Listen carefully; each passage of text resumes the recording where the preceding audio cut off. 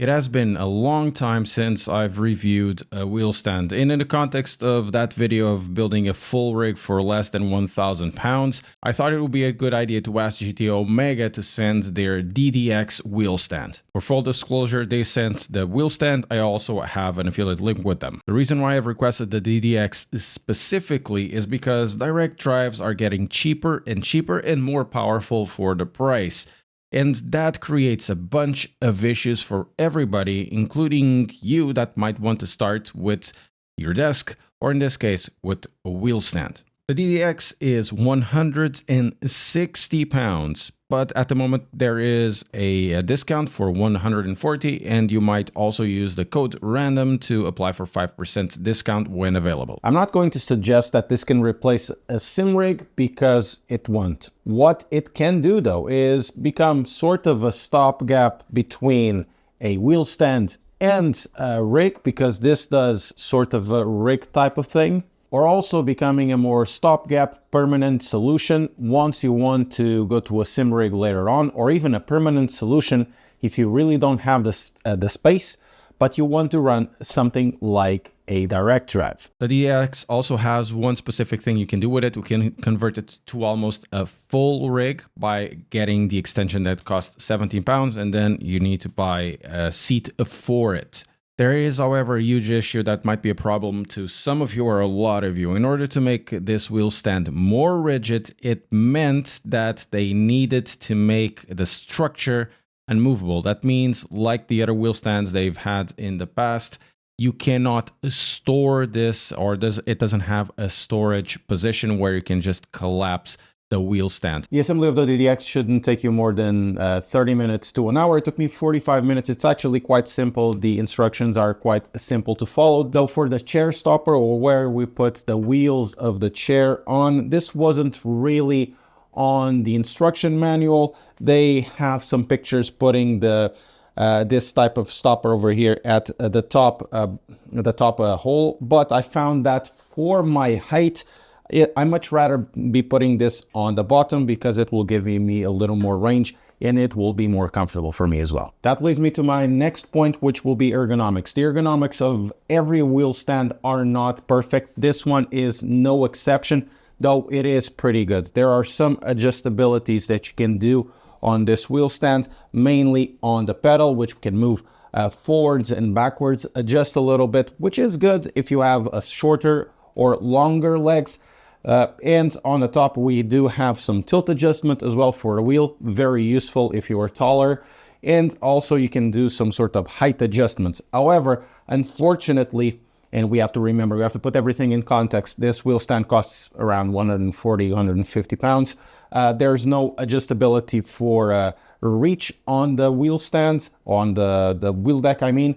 So that means some positions might not be comfortable depending how big is your wheel shaft. So in this case, for the DD1 that I'm using over here, it is quite long. So for this type of wheelbase, it won't be as comfortable. But for something like a Mazda or a Club Sport TD or CSL TD, it shouldn't be more of an issue. It will be more of an issue on wheels like this.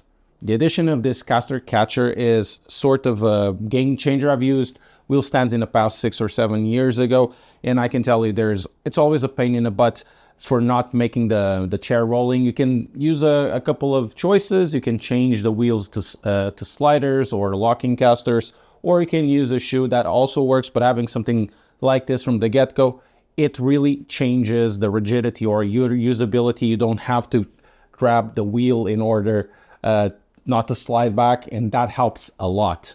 In order to properly test this wheel stand, we have to put it through its paces and go probably way above and beyond what this was made for. In this case, we're using a Fanatec DD1 with 20 Newton meters peak, 15 Newton meters sustained.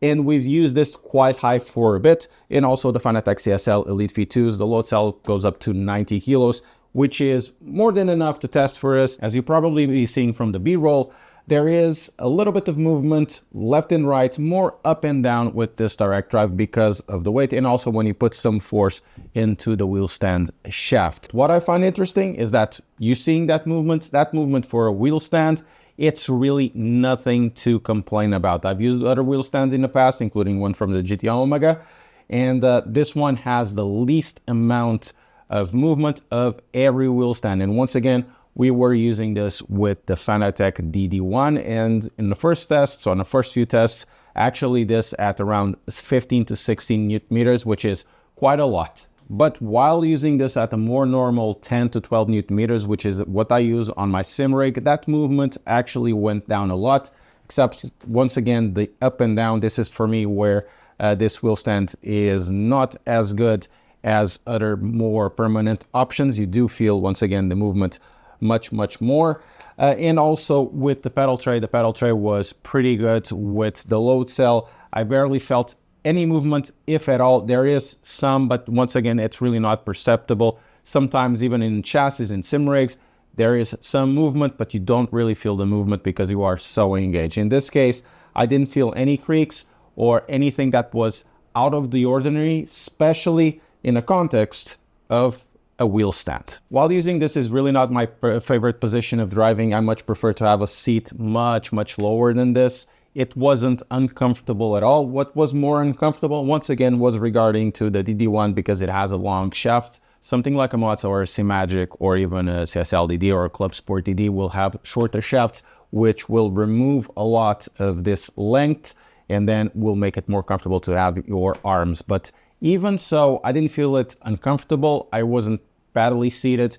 Everything felt nice. Everything felt composed. So as for conclusions, we have to put everything in context. Once again, this will never replace a full sim rig, period. At the price that is normally sold as at 160 pounds, plus adding the back rig or the back extension, that will cost you 70 more. When you get that, it's 230, and the Prime Light isn't really that much more expensive. Of course, you need to add the seat as well. But once you start looking at it, should you go for a chassis or not?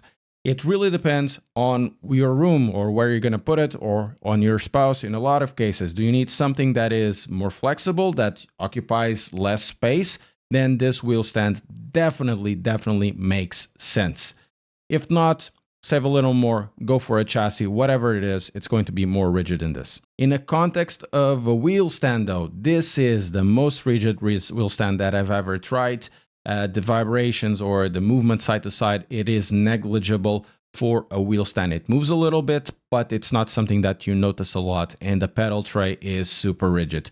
For the price of a wheel stand, it is generally 30 to 40 pounds more expensive, or 30 to 40 euros or dollars more expensive than some others, but this one does allow you to use better wheel bases, stronger wheel bases, full load cells without much issue. And as we've seen on our test with the DD1 at very high rate, it was able to withstand it, no problems whatsoever. But I want to hear from you. Let me know what you think about this product in the comment, if you used it and what you think of it.